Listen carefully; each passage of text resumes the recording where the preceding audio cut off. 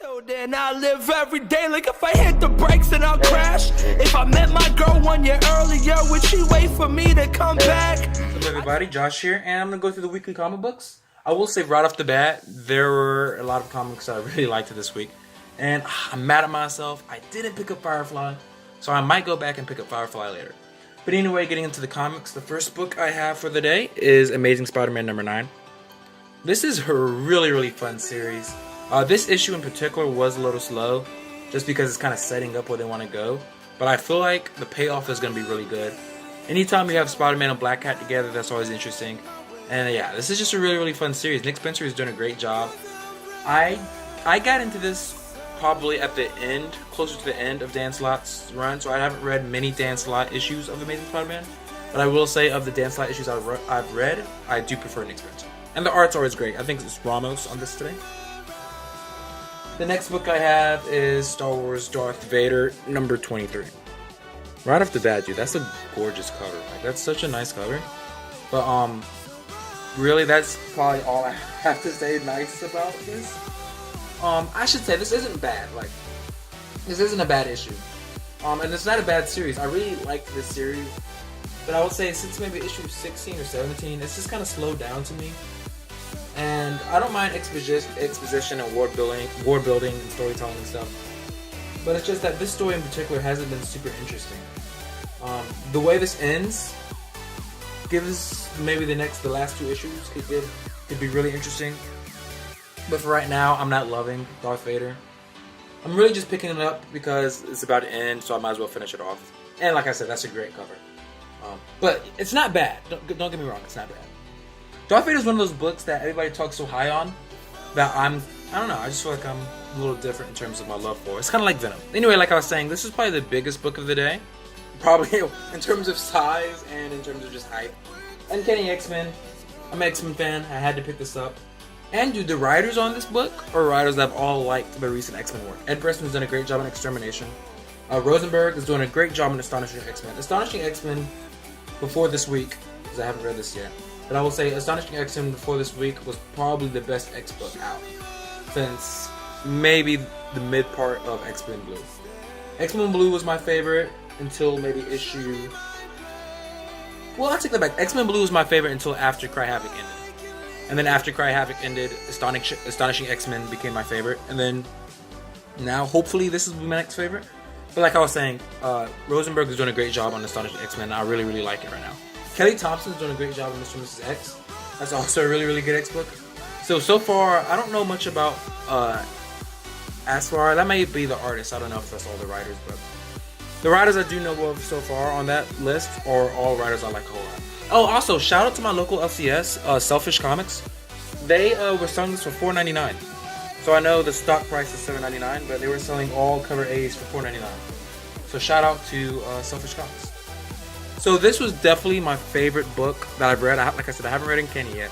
But out of the books I've read, this is my favorite one. I love Supergirl. Supergirl is such an underrated book. The art is fantastic.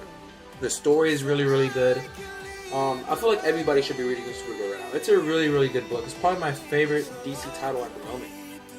I guess ongoing title. I really like Heroes in Crisis as well. But in terms of ongoing titles, I think Supergirl might be my favorite. And this is another really good issue. The art's just great. Like this, I really don't have anything bad to say about Supergirl.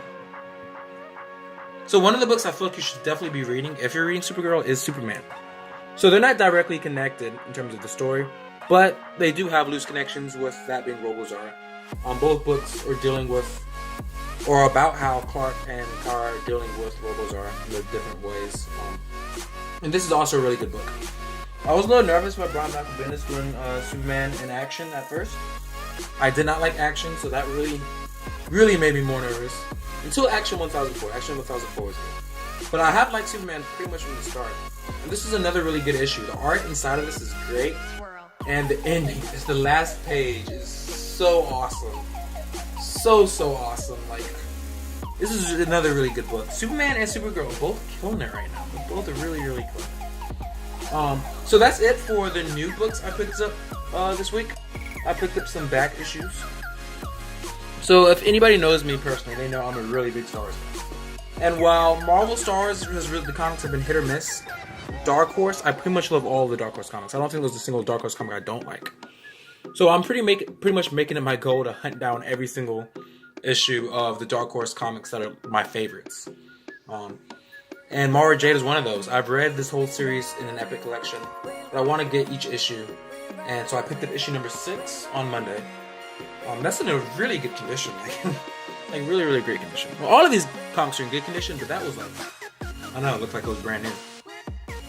I picked up Mara Jade number 5. If you're a Star Wars fan, especially if you love the extended universe, I would highly recommend reading Star Wars Mara Jade. It's written by Timothy Zahn, so you can't go wrong with that. So I picked up number 5. Another big, probably one of the biggest Star Wars comic series behind maybe Legacy was Knights of the Old Republic. And that's another series I've read. I read the whole series digitally, but now I'm going back and collecting them. So I picked up Knights of the Old Republic number 13. This was another great Star Wars series. And like I said, Marvel Star Wars comics, like Darth Vader has been good. Dr. Aphra was good at first, but then it just kind of got stale to me. But none of them have really captured my imagination and captured my attention like the Dark Horse books have. Maybe that's just because I'm a Star Wars Expanded Universe homer, because I love the Expanded Universe. I don't know. I also picked up issue number 33 of Knights of the Old Republic. That's a great cover. That's really, really cool. And then, lastly, I picked up Knights of the Old Republic number 2. So I'm trying to make it my goal to hunt down this whole series, as well as maybe Legacy, Dawn of the Jedi. I have a lot of the Star Wars Dark Horse in trade. Like I have the whole Invasion series in trade, but I don't know. You can never go wrong with individual issues.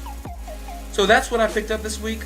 I'm definitely probably gonna go back and get Firefly. I don't know what I was thinking about not getting Firefly, but yeah, I should probably go pick that up.